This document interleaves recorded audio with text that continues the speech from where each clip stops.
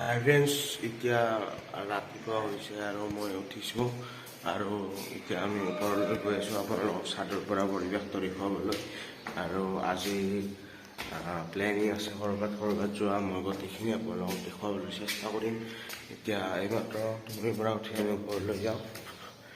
এয়া দেখিছে চাদত আহিছোঁ আমি আৰু সেই চাদৰ পৰা মানে এটা ভিউ মানে বহুত সুন্দৰ আপোনালোক মই দেখুৱাবলৈ চেষ্টা কৰিম। আপোনালোকে চাব এতিয়া ইয়াৰ পৰিৱেশ বহুতে ভাল লাগিছে আৰু আপোনালোকে দূৰৰ ফালে লক্ষ্য কৰিলে দেখা পাব দূৰৰ ফালে পাহাৰো আছে।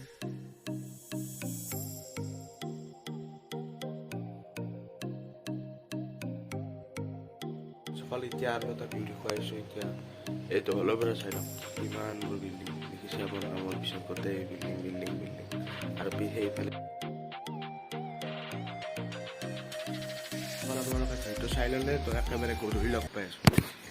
তো হাই ফ্ৰেছ সেয়া পিছফালে দেখিছে পাহাৰ আৰু আজি আমি আহিছোঁ এটা মন্দিৰলৈ আৰু এতিয়া আপোনালোকৰ মন্দিৰটো মই পৰিৱেশ ভিতৰত দেখুৱাই আছোঁ আৰু এতিয়া চাইনবোৰ্ডখন চাই লওক আমি কি মন্দিৰলৈ আহিছোঁ।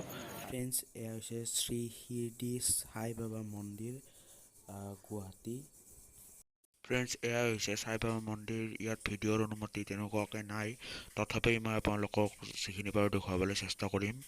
দেখিছে আপোনালোকে ইয়াত সাই বাবাৰ ফটো আৰু ইয়াত ধূপ চাকি জ্বলোৱা হয়, মানে মন্দিৰৰ ভিতৰত ধূপ চাকি জ্বলোৱা নহয়, ইয়াতে জ্বলোৱা হয়। চাওক অতি শান্তিৰ পৰিৱেশ, ইমান সুন্দৰ ধুনীয়া। ফ্ৰেণ্ডছ সাই বাবা মন্দিৰৰ এইটো এটা বিশেষত্ব যে ইয়াত আপোনালোকে দেখিছে ইয়াত ৰঙা সূতা একে উশাহতে বান্ধিলে মানুহৰ মানে মনৰ কামনা পূৰ্ণ হয়।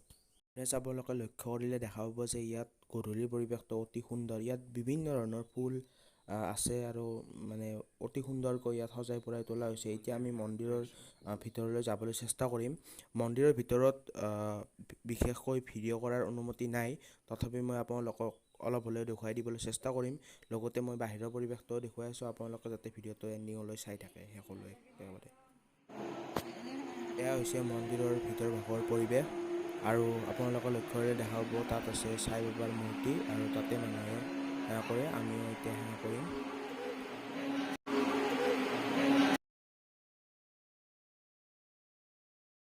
তো হাই ফ্ৰেণ্ডছ এয়া আছে আমাৰ লগত বৌ আৰু বৌ আজি মন্দিৰটো আহি বহুতে ভাল লাগিল। মন্দিৰটো ক'ত আপুনি আমাৰ দৰ্শকসকলক কৈ দিয়ক। এইটো মানে তোমাৰ 6 মাইল হেপি ৰোড হয়, তোমাৰ সাই বাবা মন্দিৰ, সিদ্ধি সাই বাবা মন্দিৰ প্ৰায় আহোঁ মানে আৰু চাওক এয়া মন্দিৰটো আমাৰ দেখুৱাই দিছোঁ, মই আৰু বেক কেমেৰাই ভালকৈ দেখুৱাই আছোঁ। আৰু বৌ আজি আহি কেনেকুৱা লাগিলে? বহুত ভাল লাগিলে, বিৰাট ভাল লাগিছে, একদম মন একদম পবিত্ৰ আৰু ইয়াত মানে ভজন বাজি থাকে থাকে আৰু পুৰা চাইলেণ্ট, বহুত ভাল লাগে। আপোনালোকেও আহিব পাৰে, আহি মন চন বেয়া লাগিলে ইয়াতে বহিলে হ'ল মন পবিত্ৰ হৈ যাব।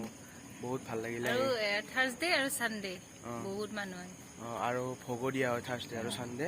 আমি তাতে চাইনবোৰ্ড দেখিছিলোঁ, কিন্তু ভিতৰত ভিডিঅ' কৰা ছানডে আহিব হা, মোৰ ভোগ আছে আৰু মানে ভিতৰত ভিডিঅ' কৰা বেছি মানে সেই নাই আৰু সেইবাবে মই কেমেৰাটো এলাও নাই, সেইবাবে মই অলপ আপোনালোকক যিখিনি বাৰু দেখুৱাইছোঁ আৰু বেছি ভিডিঅ' কৰা নাই, ভিতৰত ভাল নালাগে।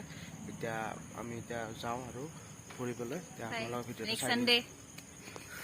এতিয়া অলপ গুৱাহাটীৰ নাইট ৰাইড এনজয় কৰক আপোনালোকেও, আৰু যদি ভিডিঅ'টো ভাল লাগিলে লাইক কৰক, শ্বেয়াৰ কৰক, কমেণ্ট কৰক আৰু ছাবস্ক্ৰাইব কৰক। আৰু এতিয়া আমি গৈ আছোঁ গুৱাহাটীৰ উৰণীয়া সেতুৰ ওপৰেৰে আৰু এতিয়া অলপ পৰিৱেশটো চাই লওক আৰু বাই বাই আৰু নতুন ভিডিঅ'ত লগ পাই আছোঁ। আৰু গুৱাহাটীৰ পৰা এইটোৱে মোৰ বৰ্তমান লাষ্ট ব্লগ, আৰু কেতিয়াবা গুৱাহাটীত আহিলে আৰু নতুন ভ্লগ পাব।